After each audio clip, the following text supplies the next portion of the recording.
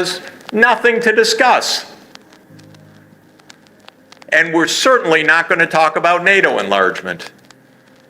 And then the invasion came on February 24th, 2022. So if ever there was a series of missed opportunities over 30 years to avoid a conflict, this is it.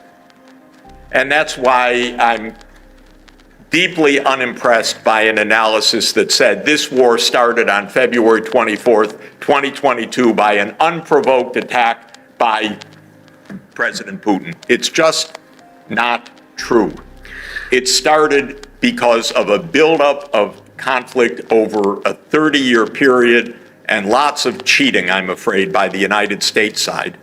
And that brings us to our mess right now. So we are, Jeff, where we are right now, and obviously this angle is something that is fiercely opposed by official capital views of the European Union and Washington as well.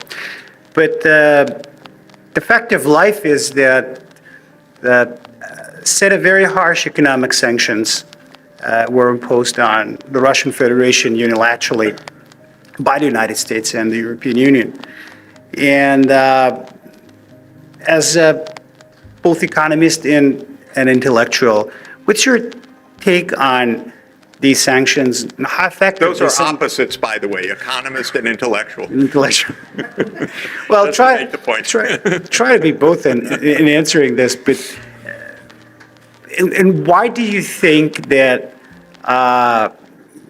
majority of world nations don't seem to have been ready to support this course of action, at least not so far? First, on the sanctions, you know, the United States uses sanctions a lot. It's an interesting policy.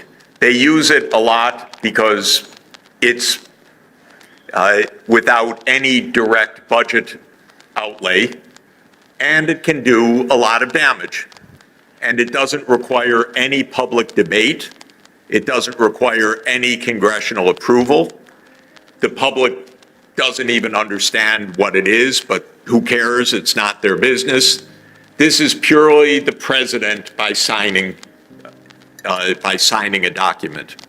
And the U.S. uses these unilateral sanctions. This is different from sanctions approved by the UN. That's a different matter because the Security Council can vote sanctions under the UN Charter. But this is the U.S. using its sanctions, and they do it a lot.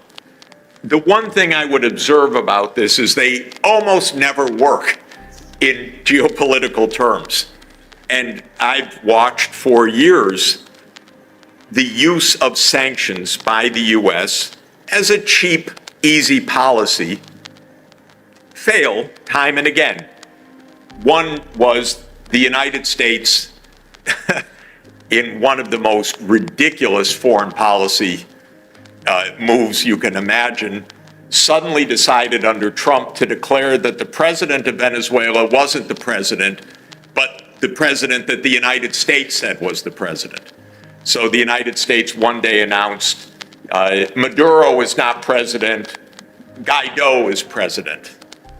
It's in English we would say pretty ballsy. That you just announce one day who the other country's president actually is. It's a strange kind of foreign policy. Anyway, they said, okay, since Maduro's not president, he can't have any access to foreign exchange reserves anymore. He can't Venezuela won't be allowed to fix its oil drilling and so forth. So by stroke of a pen, they put on these unilateral sanctions. It actually worked in one sense. It completely crushed the Venezuelan economy, which declined by more than 50% in GDP, extraordinary decline. What didn't work is Maduro's still there, of course. And Guaido, by the way, was thrown out even by the opposition saying, no, he's not our president anymore. The whole thing was absurd. It was worse than a high school play, actually. Oh, you're not student council president, he is. Yeah, but he won the vote. No, it doesn't matter. But anyway, they did this, but it didn't work geopolitically. It didn't end Maduro's government. In fact, in a way, he said, look, all this economic crisis caused by the gringos in the north, which was pretty accurate description, after all. It was the United States that did this. So now, by the way, the White House sends its emissaries to Maduro. Would you pump more oil? Because we have to replace the Russian oil. So now they're trying to become buddies with Maduro again. But the point is, it didn't work. And no U.S. sanctions regime that I know of in recent years has come close to working. So that's the starting point. So as soon as the U.S.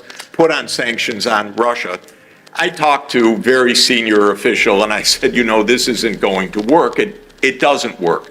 This time it was worse though, because not only did it not cripple the Russian economy, the boomerang effect, which didn't apply in Venezuela so much, because you could crush Venezuela without the whole world feeling it, applied in the case of Russia, which is it's led to tremendous global negative consequences. So it didn't stop Russia from exporting all over the world. And I'll come to your question, why? But it also hurt Europe a lot because Europe's told, no, you can't buy the low-cost energy that your industry has built upon. So the effects were quite serious, and we haven't seen the last of those effects yet. But when the sanctions were imposed, it was the U.S. and always the Anglo-Saxon world, so that's the U.S., Canada, UK, Australia, New Zealand. That's a block of the security system of the US. Then the EU, okay? Then Japan, Korea, and Singapore. That's basically it. That's roughly 20% or so of the world population, roughly speaking. Maybe a little bit less, actually.